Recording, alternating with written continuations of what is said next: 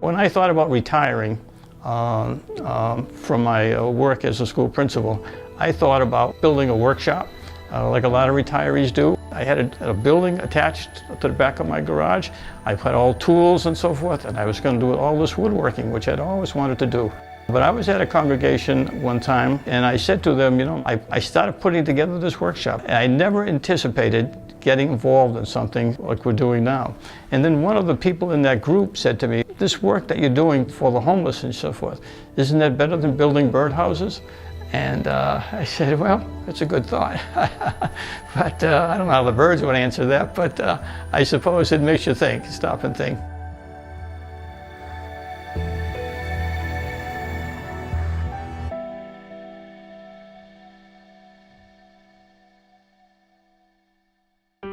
The Hope for Housing program's been in existence. We started talking about it probably in 2009. It was really the brainchild of one of our former board members, Matt Ryan.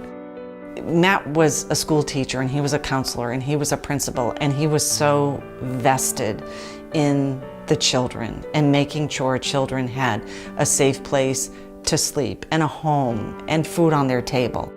His life was about kids and families and making sure everybody, had a good start. And he saw the disruption that homelessness can cause for a family and for a child's education, well-being. He had seen these churches selling grocery cards, and he would bring this up to us at our board meetings, and he would be like, this is something that we need to do. I do remember Matt at the beginning. He was a one-arm band. He promoted it. He was the treasurer, he was the secretary, he was the president, he did it all. He was the leader who went out into the community. He made the contacts with the churches and with the grocery stores. I kind of just followed behind Matt and learned so much from him. But without him, this would never be where it was today. I knew Central Massachusetts Housing Alliance from my long association with the organization to be the kind of outfit that gets the job done. And then wed that with Matt Ryan and his outlook and his commitment and his talent, another get the job done kind of fellow.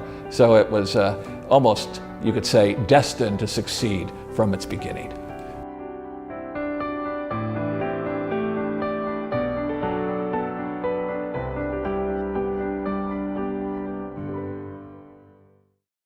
Homelessness for families is the growing population. And I think that ties into the economy, what you need to afford for rent versus the income that folks can realistically earn. There's a gap. We see increasing numbers of homeless families who just can't pay the gap between their earnings and what the cost of rental housing is. So our average prevention to keep somebody housed is $700 versus if they enter shelter, it's going to cost $1,000 a month, and folks are going to be there for several months. It's all about prevention. Families are healthier in their homes, kids are healthier in their homes, it's safer, it's where you want to be.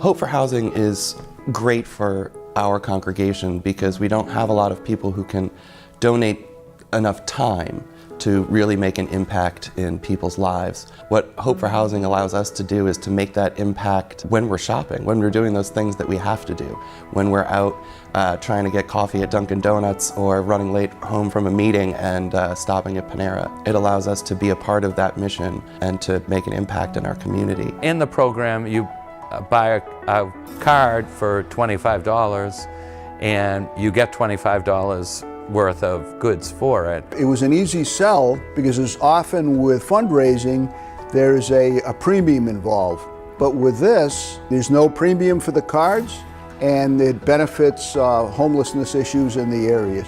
I feel it's a win-win situation. I'm getting my need met and I'm helping someone else in their need. And that's exactly what it is. I think the biggest joy for people that are coming to buy cards is knowing that they're turning something like grocery shopping or buying coffee at Dunkin' Donuts into an act of love. It's an opportunity to care for the people in the community while you're doing something that you'd be doing anyway. You know, I like my $25 Panera bread card, you know, and that doesn't make a whole lot of difference in and of itself, but the person next to me and the person in front of me, and they like their Stop and Shop card, that added all together does and has made a difference. Every time that you step up and buy one of those cards, a balloon goes up, a horn is blown, a whistle is heard.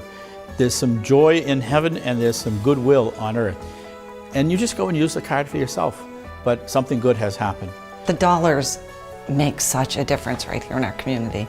It's amazing.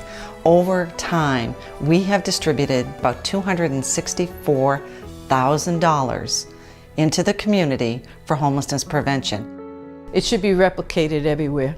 The power of those dollars allows Grace to fill all the gaps and move very quickly with families to get them to what they need and to get them to housing faster. They're the best dollars you could be raising.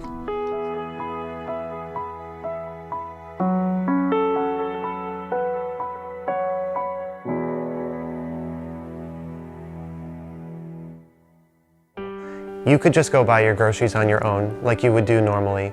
But when you make that choice to take a few extra seconds out of your time here at Mass, to go back, buy the card, write the check, bring the cash, that little bit of energy that you're putting into that becomes transformed into a good work. You're helping people. There's no downside to participating.